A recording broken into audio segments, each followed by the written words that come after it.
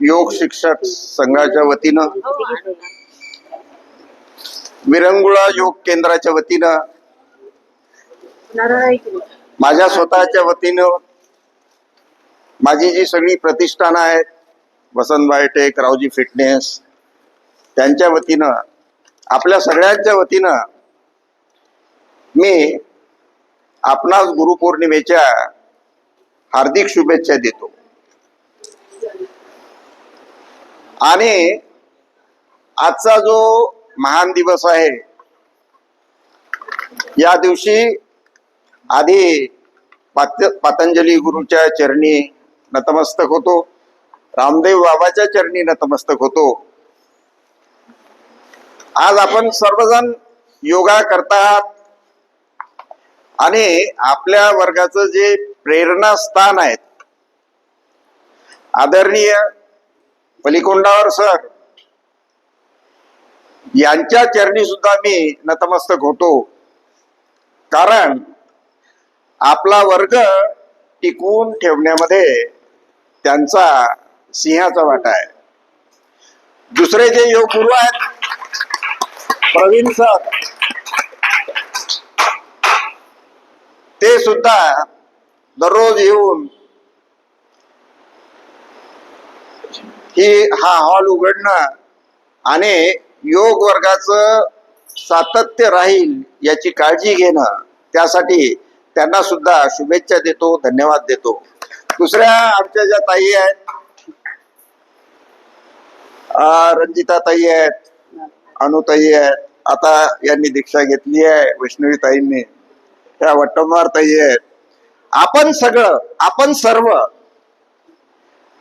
या योग वर्गात येऊन दररोज योगा करता आणि इथून एक पॉझिटिव्ह संदेश, इथून एक पॉझिटिव्ह ऊर्जा समाजामध्ये जाते. कारण मी माझा अनुभव सांगतो, जर आपण योगा करत असलो तर आपलं वय वाढत नाही. 3 वर्षापूर्वी मी इथे जॉईन झालो. आज मी 5ही सूर्य नमस्कार केले. मला कमरेचा त्रास आहे, अनेक त्रास आहेत, मला प्रोस्टेटचा त्रास आहे, बीपी आहे, मार्जिनल डायबिटीज आहे. आणि या सगळ्यावर मात करण्याची शक्ती मी माझ्या अनुभवातून तुम्हाला सांगतो की योगामध्ये ही शक्ती आहे. तर या योग क्षेत्रामध्ये जी कार्य करणारी ही सगळी मंडळी आहे, यामुळं आपलं आरोग्य चांगलं राहते. परत या सर्व योग गुरूंचा मी मनापासून त्यांना नमस्कार करतो, त्यांचा सत्कार करतो आणि त्यांच्यापासून संदेश घेऊन आपण सगळ्यांनी नियमित योग वर्गात येऊन या योगाच्या छोट्या रोपाचं प्रचंड वृक्षामध्ये रूपांतर करावं असं आवाहन करतो. आपल्या सगळ्यांना शुभेच्छा देतो. धन्यवाद. जय महाराज. धन्यवाद सर.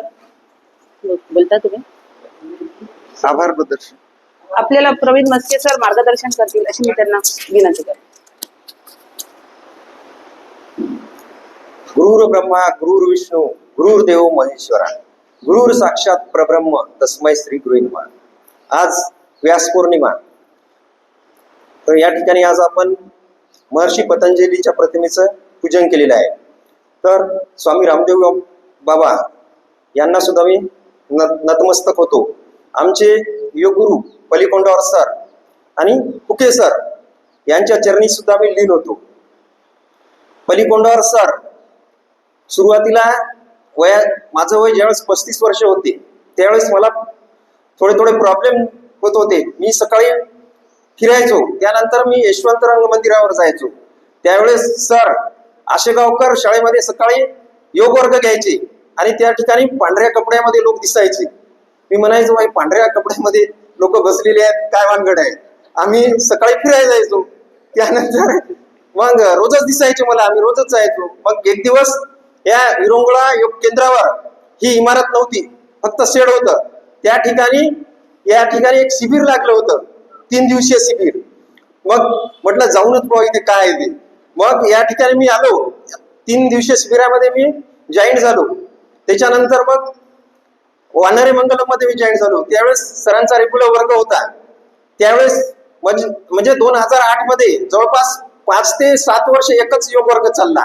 त्यानंतर मग एक शिबिर सिद्धिविनायक मंदिर श्रीरामपूर येथे चालू झालं. त्या ठिकाणी मग हळूहळू प्रतिसाद वाढत गेला. त्यानंतर नाईक सर, पलीकोंडावर सर, त्याच्यानंतर वानरे सर, बरेच योगगुरु होते. त्यानंतर मग जगताप सरांनी आपल्या दत्त मंदिरामध्ये योग वर्ग चालू करण्यासाठी विनंती केली होती. तर त्यानंतर मग जो टिळक स्मारकचा हॉल आहे त्या ठिकाणी जवळपास 2 ते 3 वर्ष योग वर्ग चालला. परंतु योग साधकांनी प्रतिसाद दिला नसल्यामुळे मग तो योग वर्ग बंद पडला. त्यानंतर मग मी वानरे योग वर्गामध्ये जायचो, सर मग सर्वेश्वर योग वर्गामध्ये जायचे. मग सरांनी काही दिवस त्यांच्या घराजवळ योग वर्ग चालू केला होता. मग त्यानंतर मग हळूहळू रंजिताताईने योग वर्ग चालू करण्यासाठी सरांना विनंती केली. मग सरांनी या ठिकाणी योग वर्ग चालू केला. मग मी वानरे मंगलमधून या ठिकाणी आलो आणि आज 2.5 वर्ष झाले आपला योग वर्ग सतत चालू आहे.